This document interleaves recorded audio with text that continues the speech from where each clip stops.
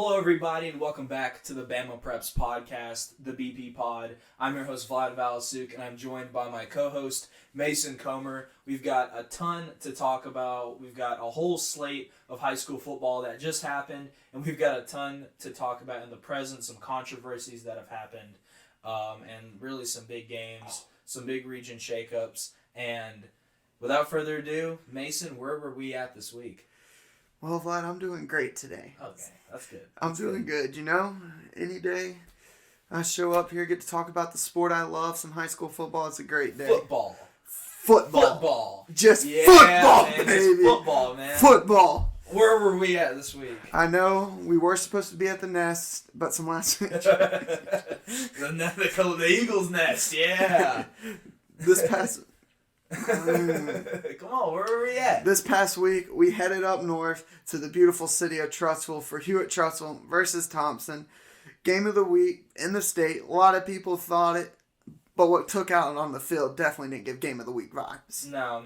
You know, Thompson really from the jump controlled it. When they went up by 2 scores, really felt like Hewitt-Trussville couldn't really get anything going. Only 2 touchdowns. They had one before half. And yeah, story of this game, Thompson offense and Trent Seaborn. Seaborn was so efficient, got it to his playmakers. Run game didn't shine as much, but the way he was able to distribute it to his playmakers, was able to get the ball.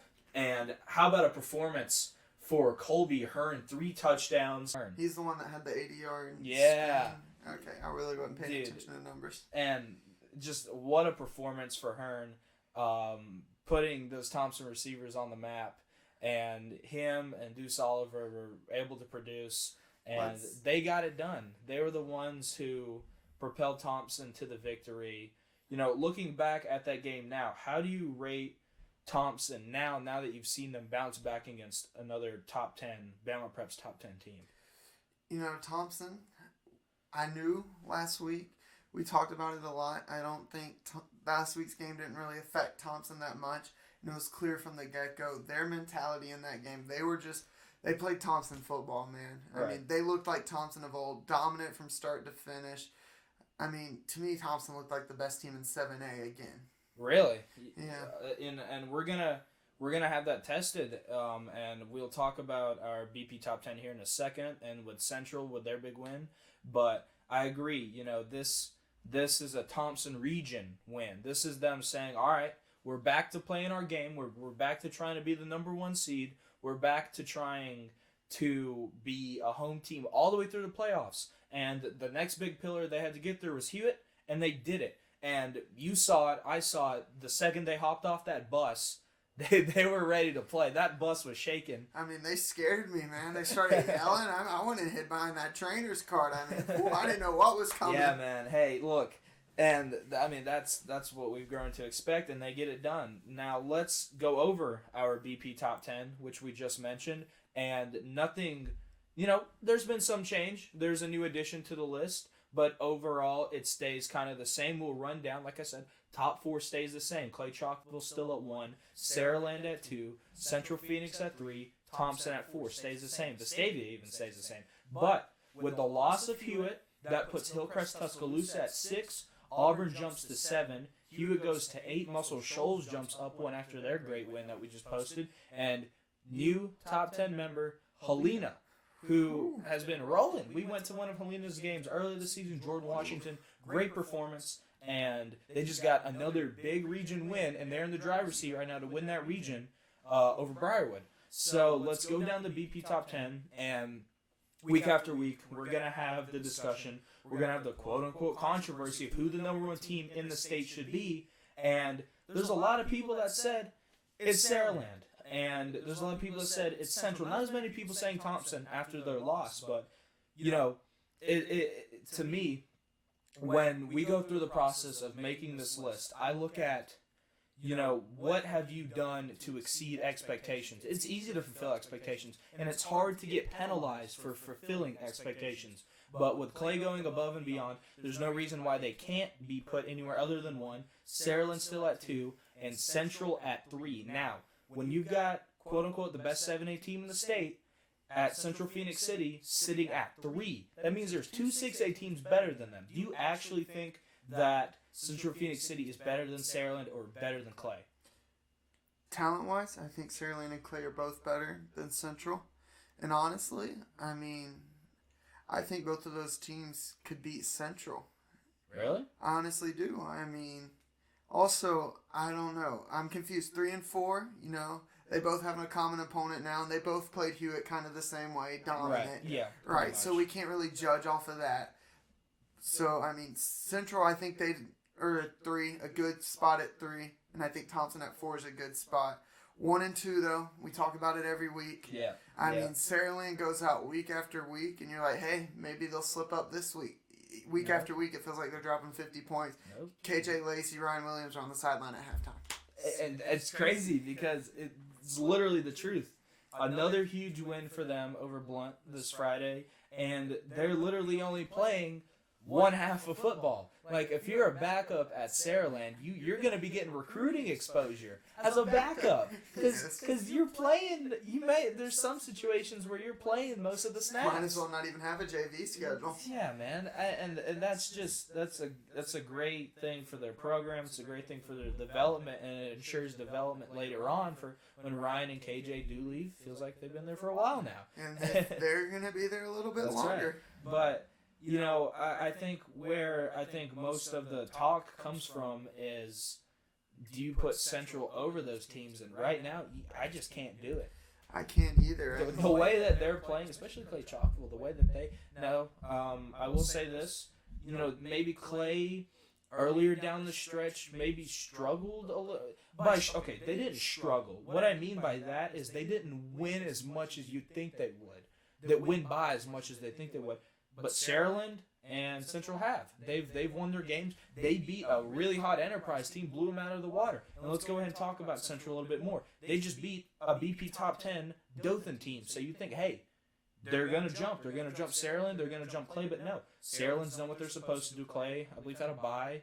But, they're surely going to take care of business. But as we head further down the list a little bit, the highest riser right now is Hillcrest Tuscaloosa. Bryson Kimbrough continues to prove why he's one of the most talented athletes in the state at quarterback there at Hillcrest. And Auburn, who moves back to 7, a little bit further down the list, our new addition, Helena. Do you like Helena? Or do you like somebody else at 10? What do you think about putting them in our BP top 10?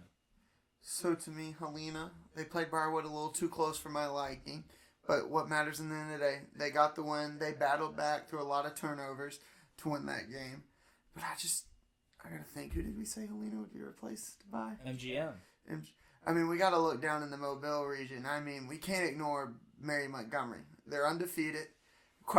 They've played, I think, a little bit tougher out of region. They came up and beat Charles Henderson and Troy.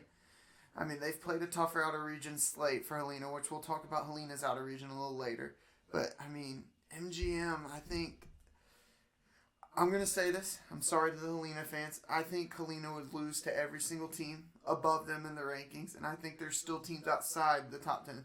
I think Mountain Brook would beat Helena. Parker would beat Helena. Baker would beat Helena. Mary Montgomery would beat Helena. And I honestly think 5A, Gulf Shores, and Ramsey could put up a fight against Helena. So I think there's a few teams, but sometimes you got to give credit to the undefeated. They've been doing what they're supposed to be doing. Mountain Brook and Parker's both had slip-ups. And, I mean, we just haven't seen Gulf Shores really play anyone just yet. Yeah, you raise a good point there. I think that, MGM is a team that's constantly done what they're supposed to do. I think at the moment you just look at Helena's wins, you maybe think, they're a little bit better. And we'll talk more about how Helena could finish off the season in our Ask BamaPreps section. But, I agree with that point. I think that, honestly, you could make it a 10A, 10B type of thing. But, you raised a good point about Helena maybe not being able to beat a team like Parker, a team like Mountain Brook, teams that haven't been on the BP top 10 but maybe should be, because it feels like the top 7 is locked up. But, there's really other teams fighting for those spots. And that's a good point. Let's talk about some teams who aren't fighting for any spots right now, though. A little bit of controversy around the state of Alabama. There's been, the AHSAA has been coming down on a lot of different teams all across the state. Viger got penalized, and Pell City got penalized. Those were kind of the two ones in that little span of penalties for the AHSAA. And as we know, Rush Probst came to Pell City from Georgia. Might have taken a few years off now, but comes to Pell City from Georgia, and immediately a lot of news, a lot of buzz around the program, just as you'd expect from a coach of his, level of publicity, and already some drama for, Pell City and everything around that program. Now, I don't know all the specifics, and I don't claim to, but what do you think about this situation unfolding in Pell City? I mean, Rush Probst's back in town, and he's already stirring up a little bit of controversy. But I'm going to be honest. You look at this transfer rule. I mean, it's implied with how you want to imply it, not throwing shade at anyone else.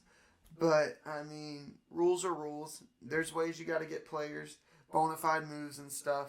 I mean, I don't really want to get too much involved with the drama. But, I mean, you played an ineligible player, and it was very early in the season. So But it is a big region game. Now, this does affect, now, obviously, AHSA could come out and reverse this, but it's very rare that they do those sorts of things. Now, I think that, this really hurts Pell City and its playoff quest outside of all the drama and everything. That win against Centerpoint was a big win. And, it put them in a better spot than just straight up not having a win. I believe they lost this last week, too. So they lost a heartbreaker to Oxford, man. They're like 0-3 in region now. It's a tough place to be. And it's not like the only team that's really balling them out all season is Clay Chalkville. I agree. So they're in every fight. Yeah, and sometimes it be like that. And just last night, we had the superintendent of Pell City School System. Now, this was another quote that we put out on the Instagram, bashing the AHSAA and bashing this rule. He says, quote, "We believe this rule, at its best, is ambiguous and capricious, and at its worst is discriminatory against a group of student athletes that arguably need our protection the most." Well, I mean, he said it very well, worded very well, but, we're not going to get into the specifics of, guardianship and custody over a kid and where he's supposed to go with DHR and all that sort of stuff. That side we're not going to get into because that's not really our place to judge. But let us know what you think of that whole Pell City thing. I mean, wherever Rush Probst goes, it seems to be controversy. Yeah. I mean, let's look. Yeah, but was this really Probst's fault? No, but I mean, his name's in it because it's Pell City. I mean, I just remember watching Titletown High, and we had a transfer rule apply with who was that quarterback? Was it? He was a big time transferring in, I think, from Arizona. Was it Dylan? Right? No, he's there now, I think. I wouldn't know. Yeah, but I just remember a big time quarterback transferring over to Valdosta and stuff. So I guess wherever Rush Probst goes, you're gonna have a little bit. You can't deny that people want to play for him. Yeah, if you want to play for Rush Probst, heck yeah, you want to play for Rush. Yeah, but you also got to know. I mean, coming back to the state of Alabama after the controversy that did occur here with him at Hoover. Yeah. You're going to have a little bit of a closer eye on you. You have to know that coming into it. Do you think the AHSA maybe has a little bit of a vendetta against him? I mean, it's kind of like when the SEC, like with Hugh Freeze coming back. How many years did it take Hugh Freeze, who was clearly an SEC caliber coach, to get back? Yeah. I think it's the same thing. They're going to keep their eye a little close on him because they don't want to be embarrassed like they were a few years back. Yeah, no, that's very fair. That's a very fair point. And now we'll hop over to Oak Mountain High School, 7A school, had some success, but recently in a pretty bad slump. They went through a few coaches. Chris Bell, who was there for a longest time, I believe he left for Scottsboro. They bring in Tyler Crane, a great offensive mind, has one good season there. Next season falls off the map, and now another new head coach, all the way from California. And there's already a little bit of drama within the program. Oak Mountain recruiting account, I believe it's Recruit OM, Recruit the Mountains, something along those lines. Honestly, they put out a tweet, and one of the weirder things that you'll see from a recruiting high school page. Let me read this for you. Quote, "After this performance and the extremely disturbing allegations made within the program this week, it's time to discuss if at OMHS Principals, which is the principal account, made a big, expensive mistake with this coach. Our kids deserve better. Oak Mountain deserves better.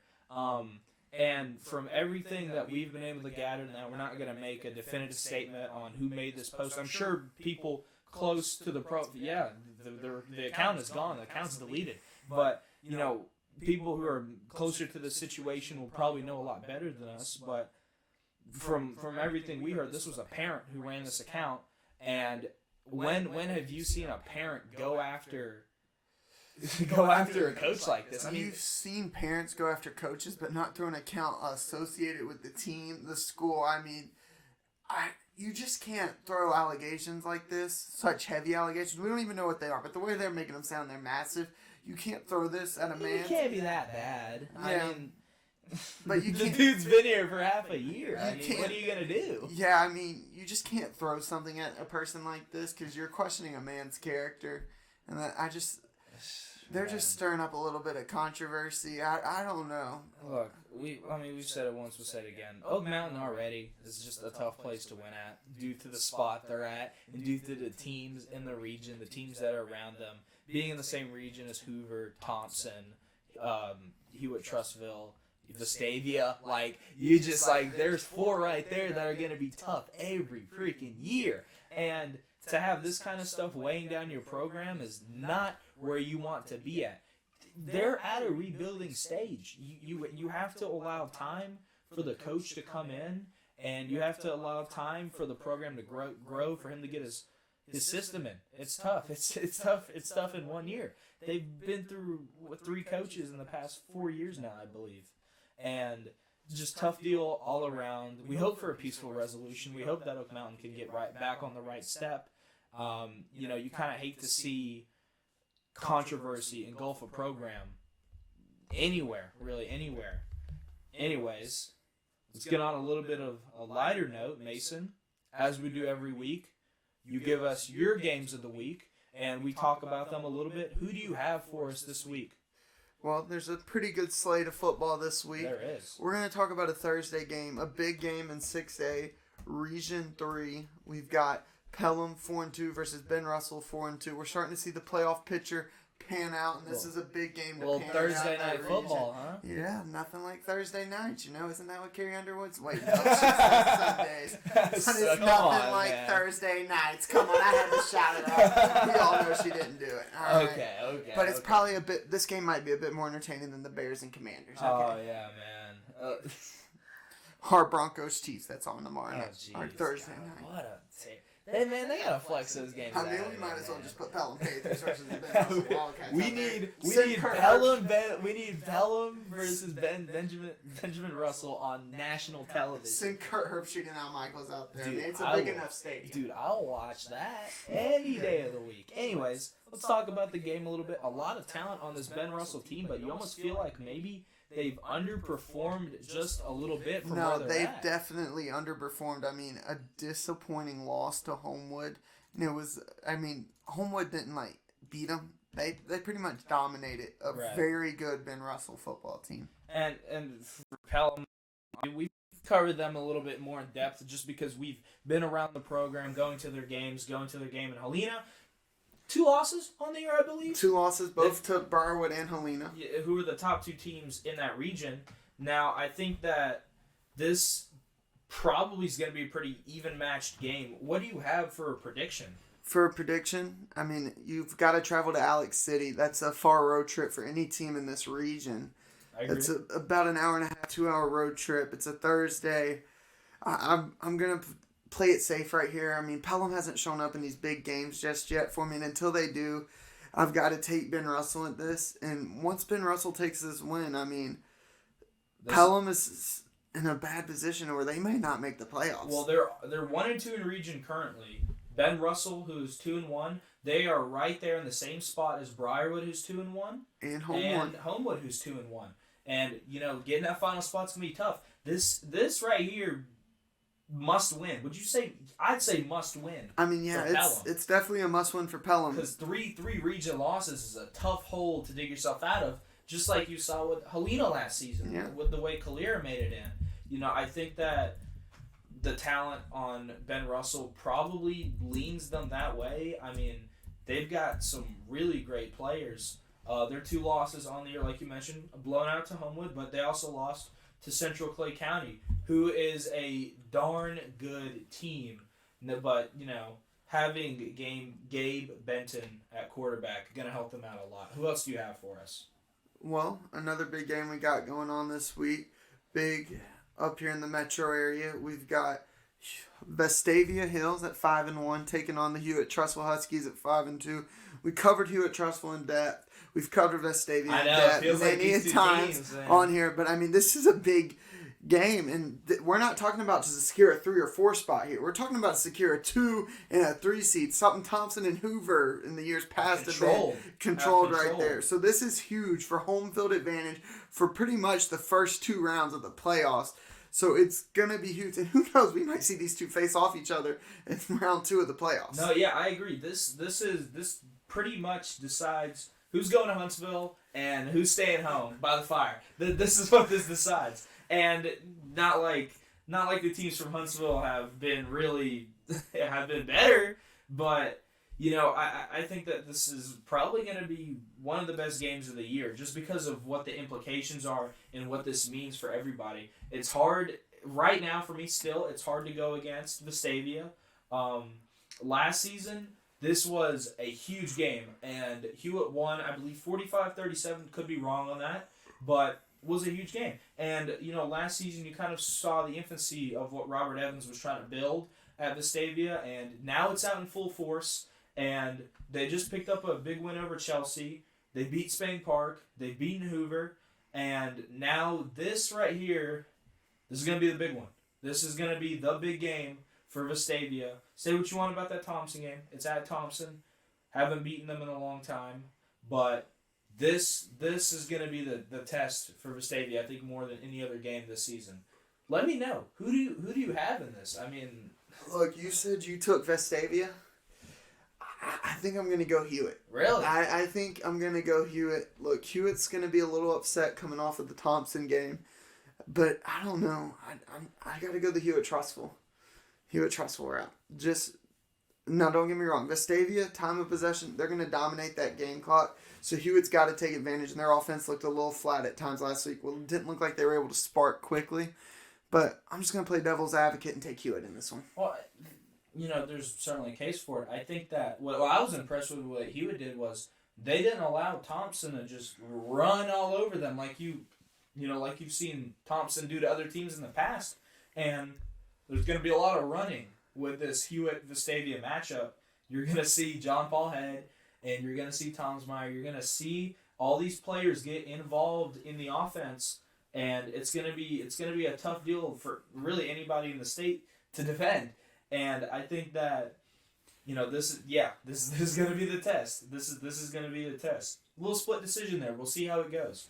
Who else you got for us? Well, we're going to head down south. South is where we're going to go this week. We've got 6-1 Baker versus Mary Montgomery. A massive game. It's probably the game of the week in the state of Alabama. Rivalry game. Area implications on the line. When's the last time this rivalry had this much of an implications normally on it? I mean, the rise of Baker and both Mary G over the past couple years has been amazing to watch. And I'm going to be honest, Mary G's rolling. You think? Yeah. And they Baker rolling. has a bad loss to Dothan on their schedule. Yeah. And Mary G. Montgomery looks a little more better to me on both sides of the ball this year. So I'm going to go with Mary Montgomery to beat Baker. I got to agree with that, too. I think that MGM, and if they win this game, there's a really good shot they're going to be on the BP top 10. They've been good all year. Really the surprise of the state, in my opinion, out of anybody else, the turnaround that they've had, and the quarterback play, which has been great, and the receiver play, and the defense, and I mean, everything's been clicking. But,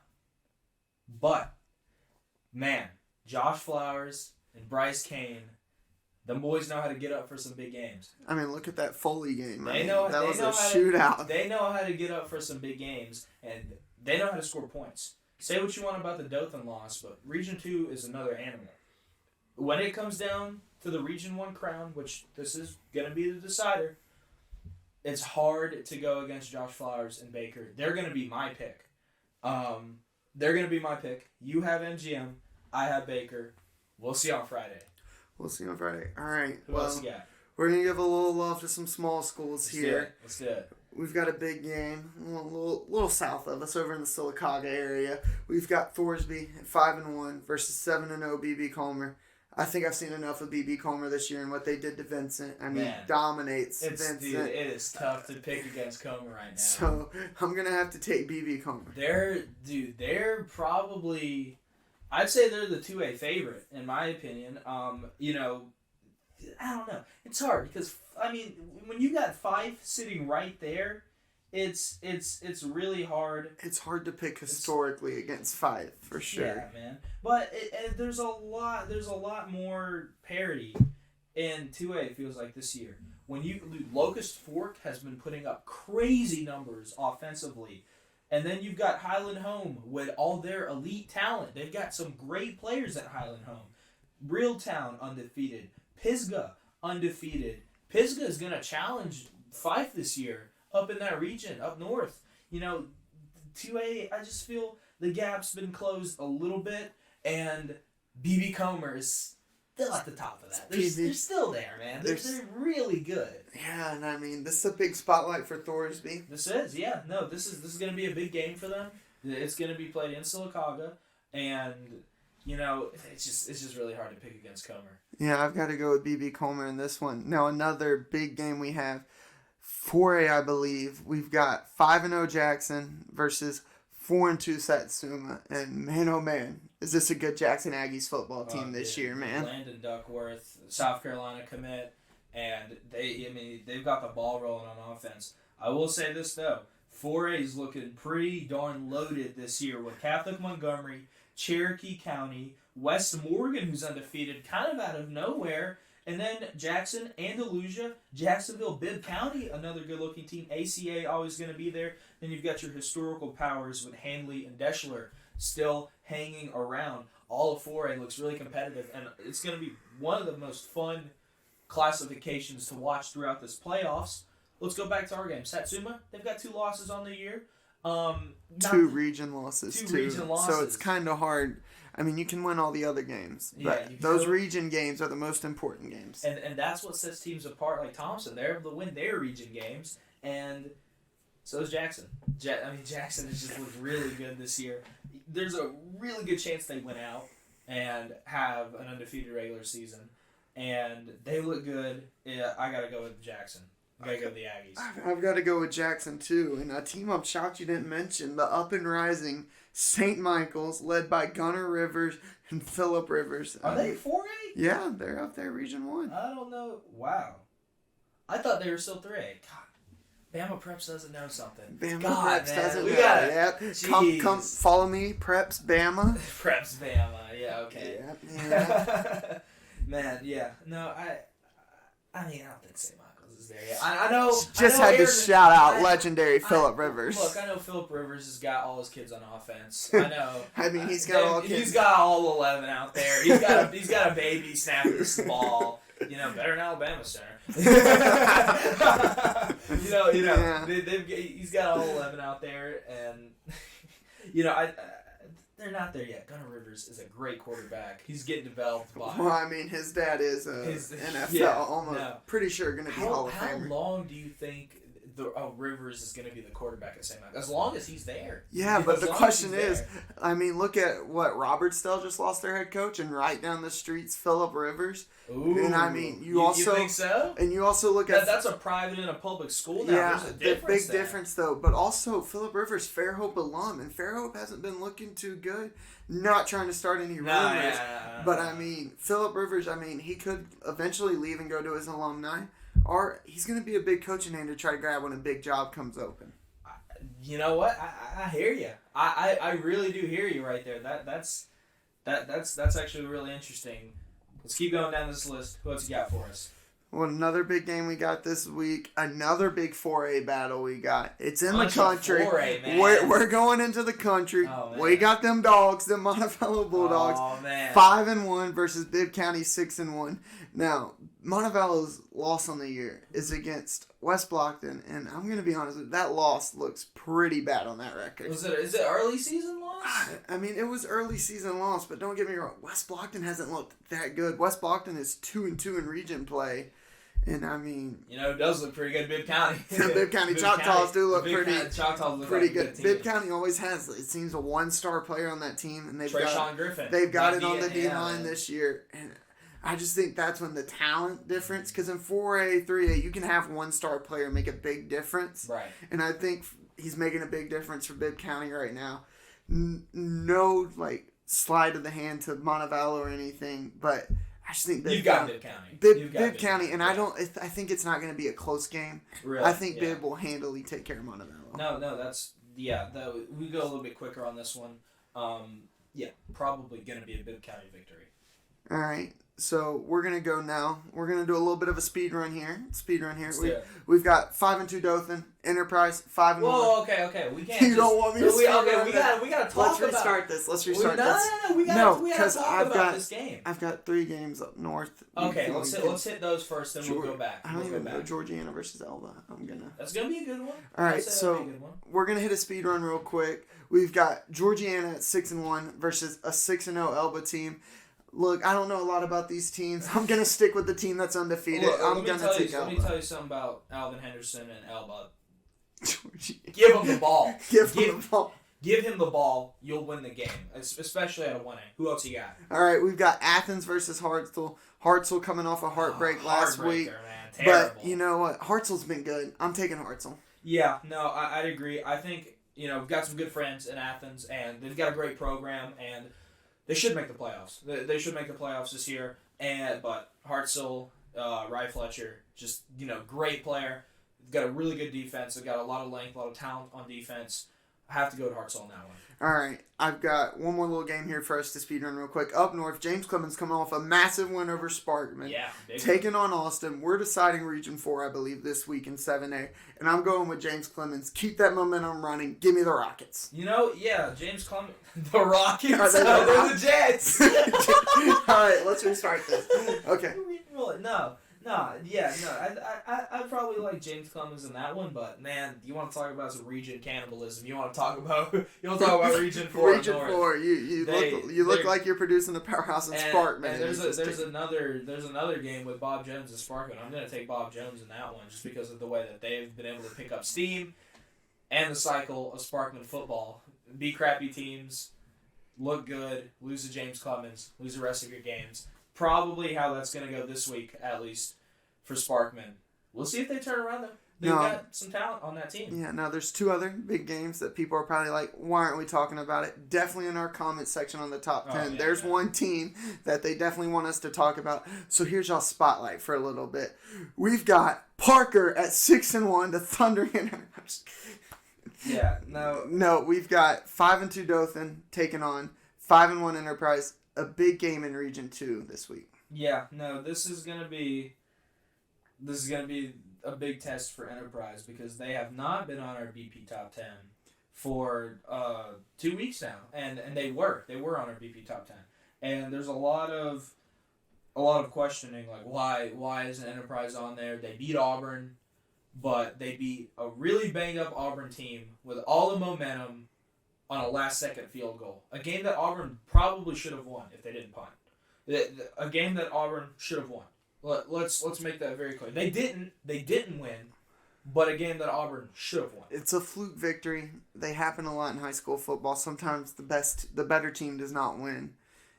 And, Dothan had a big win over Baker, but, they just got embarrassed last week by Central Phoenix. But it's Central Phoenix. It's Central Phoenix. Both teams didn't look too hot against those 2 schools. So I don't know who to pick in this one, but to make everyone happy in the comment section, we're gonna please you. I'm taking Dothan. Taking Dothan, yeah.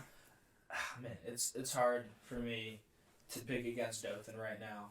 They're deep, they're talented, and Enterprise is going to show up. I got to take Dothan as well on this one.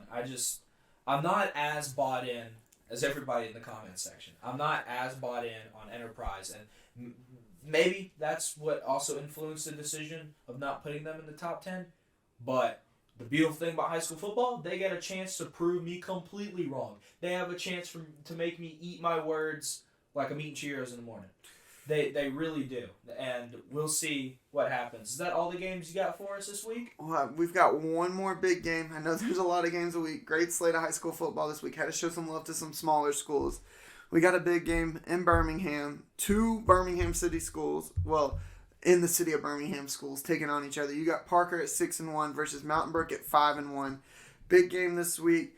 And Parker, they didn't look too hot against Pleasant Grove. How do you not pick Mountain Brook here with the way they've been playing lately? I mean, they had a brutal opening season loss, but I mean, Vestavia has gone to prove that they're a great football team. It's a good loss. It's a good loss. And why Parker has the talent, man, what Coach Yeager has built at Mountain Brook, he has built winning tradition. And coming down to 6A, he just proved why he's one of the best coaches in the state of Alabama.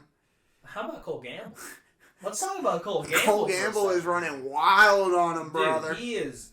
He's in the conversation for best back in the state. And the only reason I'm saying that is because look at the comp that they're playing and look at the way he's been able to run. He was able to run on Vestavia as well.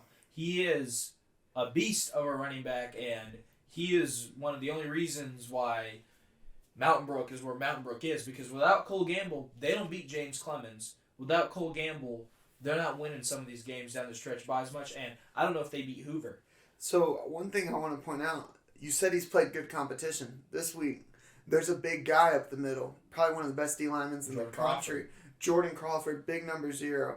This is a big test for Mountain Brook, but I mean, I'm gonna be interested to see what Parker does to scheme up against them, because in my opinion, if you stop Cole Gamble, you win the game.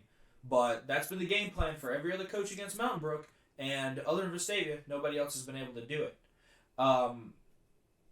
That's it. Stop Cole Gamble. You stop Cole Gamble, you win the game. Way easier said than done. Just way easier said than done. Yeah, it's definitely way easier said than done. I mean, I felt like every time I felt like Mountain Brook was out of it, because we were at Mountain Brook, Vestavia. Every time I felt like they were out of it against Vestavia, Cole Gamble came out of nowhere. So Kept them in the game. That's why I got to stick with Mountain Brook at this one, and pretty much they'll become a lock for Region 5. Yeah, no, I agree. Yeah, and we'll just have to see how that goes on Friday. So that's gonna be it for our games of the week. Thank you, Mason. Great segment. We talked about every single great game segment. on this list. Yeah, man. We had a lot of games. There's a lot of talent in the state of Alabama. There's a lot of great games going on. I'm going to talk a little bit about On Location. Mason, you won't be joining me, sadly, for an On Location with some stuff going on. You'll be in the battle station. We'll be in the battle You'll station. be in the war room. We'll be in the war room. Got to get 6 TVs set up, you know? Got to watch all of them. Use that NFHS membership. Yes, sir. Hey, but On Location this week, for the first time, like a college recruit, we're undecided. We're going to drop a little top 3. No, I'm kidding. We don't know yet. We're leaning towards probably Mountain Brook, Vestavia, Hewitt. I'm sure by the time this episode's out, we'll probably be decided, and you'll see a post about it. But, most likely, we wanted to hit a game on Thursday. Don't know if that's going to happen as much. We're looking at Pelham versus Ben Russell. We'll see. We'll see what happens, but I think the game we've got to hit is Hewitt, Vestavia, either that or Mountain Brook, Parker, see if our prophecy of Jordan Crawford comes true there. Anyways, moving on to our last and final segment of the podcast. Hopefully your favorite, definitely my favorite, Ask BamaPreps. Now, we put out a story before the pod every week wanting to know, what do you want to know? What do you want to ask us? What do you want to hear about? We've got 3 great questions for you. And the first one is about our newest entrant onto the BP Top 10, which is going to be Helena. The question is, do you think Helena can beat Vestavia and go 10-0? Now, you already said earlier, you think that there are basically 14 teams that can beat Helena. Vestavia being one of them at 5 right now. This is going to be a 5 versus 10 matchup. And it's a little bit down the road, too. Vestavia could lose to Hewitt. They could lose another game somewhere. Helena could win out. Helena could slip up somewhere. Do you see Helena winning out? And do you see them beating a team like Vestavia? What you think? Helena said it earlier. Got to stick to my word. Talent stacks up here. Strength of competition, strength of schedule stacks up here. Vestavia will be tied and tested. Yeah, they're both going to be headed into the playoffs. Real shots to contend in both. Maybe the mentality won't be there, but I think Vestavia is going to show up no matter what. And I believe it's actually at Vestavia. It will be at Vestavia, yeah. So definitely think they're going to be motivated to get a win to end out the season at home. I can't see Helena competing with the best of the best in the state just yet. No, I agree. And with all the rumors of them moving up to 7A next year, this is going to be their best chance to win a state title. And yeah, I agree. Jordan Washington's last year. This is a lot of their best talents last year. This is going to have to be make or break time for Helena. And right now, it's a rock and hard place. I just don't think that they're there. Moving on for the next question. We already talked about Pell City a little bit, but for our second Ask BP, we've got another one. Quote, what do you think Coach Probst will do for Pell City in a few years? Now, you can look at this in a few ways. You can look at the interview that Rush Probst gave where he said that he wants to finish out his career at Pell City and go, okay, yeah, I agree. I think that he could build something here. Or you can look at the Rush Probst of old and you can say he'll be in Hoover in 2 years. Not trying to start any rumors, but there's a lot of people who want him there. And only the Lord knows what Rush Probst wants for Rush Probst. What do you think? Do you think, let's make this a two-parter. Do you think Rush Probst stays at Pell City where he said he was going to close out his career? And then let's go with he does stay at Pell City and where they're going to be at in a few years. Pell City, great place to end out your career. You got the lake, beautiful place. You do got the lake. Buc-ee's isn't too far from you. That's probably a big plus for him, You think Probst goes to Buc-ee's? Probst goes in there. What do you think he gets? He's got to get the one with all three meats. I mean, a guy like him. Big meat lover. Well,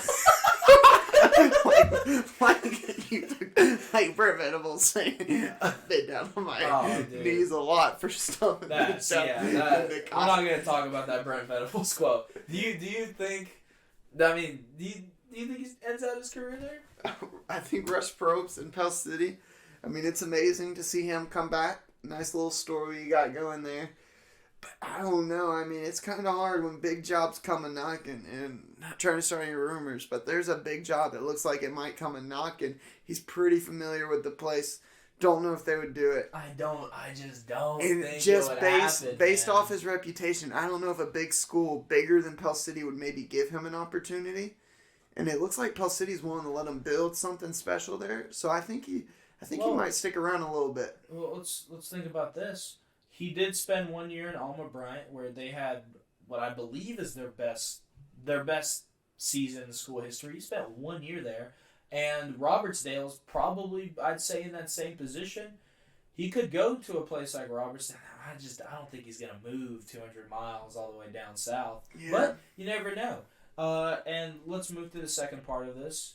What can he build down the line in a few years? Me, personally, I think he can build a quality 6A contender on the likes of a Hartselle or a Muscle Shoals or maybe on the lower end in Athens. I think that, obviously, a very tough region, having Clay Chalkville in there and right now battling with the likes of Oxford and a team who you expect to be better down the line, Pinson Valley, who's been having a bit of a down year with their new first-year head coach. But I think that he would definitely be able to build something obviously a little bit better than what it is right now just because of what he does.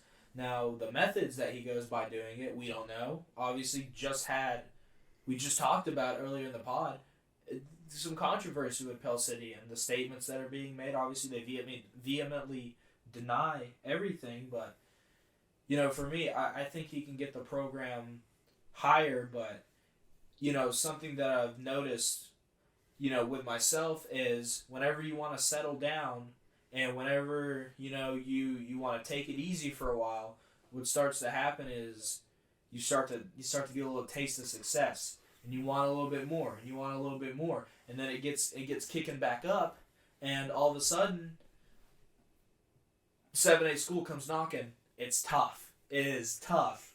It's tough to say no, and I think that you never know. You never know. You never know. You never know. So yeah, but I mean, there's a lot of good talent in the area around Pell City, but there's also a lot of good schools that Preps is competing with that has a lot of talent. Leeds, Moody, not too far to go to Clay or anything right over there. They're in the region. So I think he can build something special if he's willing to stay. But like you said, there's some big 7A jobs. If they come in open, he might take them. Yeah. And let's get a little bit lighter. Got a little heavy there with old Probst. It's kind of hard not to. Unless you're just talking strictly football, then he'll probably throw a headset at a kid. And then you still No. I know he denied that. He did not throw a headset at a kid. Moving on from all that stuff, we get to our third Ask BamaPreps question. Quote, what teams from 5A North do you think have the best chance to challenge Ramsey? Now, 5A North? It's 5A North a little. I mean, Ramsey's been dominating. Them and Pleasant Grove have been dominating the North for a while here. And, I mean, like I just said, Pleasant Grove, they've had a pretty rough loss to Ramsey early on in the year, but it seems Pleasant Grove has turned into a better team. They're definitely up there. But let's take a look at Region 6. There's 3 possible teams right there that can compete with them. Southside Gadsden. And that great win over Leeds. A shocker of a win over Leeds, in my opinion. Yep. Moody, looking great under Coach Gannis. Yep. Then you have Leeds, great team. Those 3. Still a good team, yeah. Still a good team. Then you head up a little bit more north. Not as great of teams, but you do have teams like Gunnersville up there contending pretty well. Listen, they just played a game that we missed. I'll say we missed it. Gunnersville and Scottsboro played last weekend. That could be for the region crowd. I mean, Arab sitting right there. They do have 2 losses, though, 1 in region. And to me, Gunnersville clinched the playoff spot, but I think that Scottsboro and Coach Bell are probably going to be the team to watch there. Love what they do on offense. They put up a lot of points. And out of Region 7, they're going to be a tough team. You want to talk about Region 8 a little bit? Region 8, you got Russellville up there, 4-0 in region. But you also got Fairview undefeated in region. So that's going to be a big game in a couple weeks. Fairview's a good team, man. That's going to be a big game in a couple weeks. They're that part of the state, especially for 5A, maybe not as publicized, maybe not as many photos taken, maybe not as many highlight videos put out, but there's still some talent up there now, strictly going off of who can give them the biggest challenge. If I had to rank 3 right now, it would probably be Pleasant Grove, Southside Gadsden, and Moody. I agree right with you. Just can't count out Moody. You can't do it. Really good team. And for me, I think that they would probably give them the toughest test, but just the amount of talent that Ramsey has, I mean, I don't really, I don't see much out of the South really competing against them either. It kind of felt like that was a little bit more open than it used to be. Now, I might have to eat my words right there. Central Clay County. And you can't forget about them Dolphins, baby. Oh, yeah. Can't forget about Gulf Shores. And Faith Academy's turning around their season, too. So, I mean, the South, 5A, I think Ramsey's the clear powerhouse in 5A. Right. Got a great path to repeat. But, I mean, who knows? Some shockers could happen. I mean, look at Parker Clay last year. What happened there? Yeah, and look who ended up representing 6. Mountain Brook probably doesn't represent 6A North in the state championship. Especially what Clay's been playing. Yes. Yeah. So, I mean, there's a lot that can happen. Anything can happen. Playoffs are the whole new season. Oh, I'm getting excited for it right now. Hey, it's going to be a good time.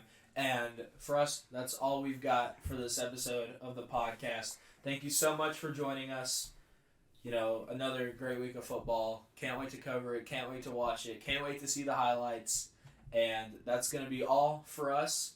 Until next week, make sure you follow us on Instagram, follow us on X, follow us on TikTok. We have a TikTok account. We have a TikTok account. We don't really post on it either. Chinese.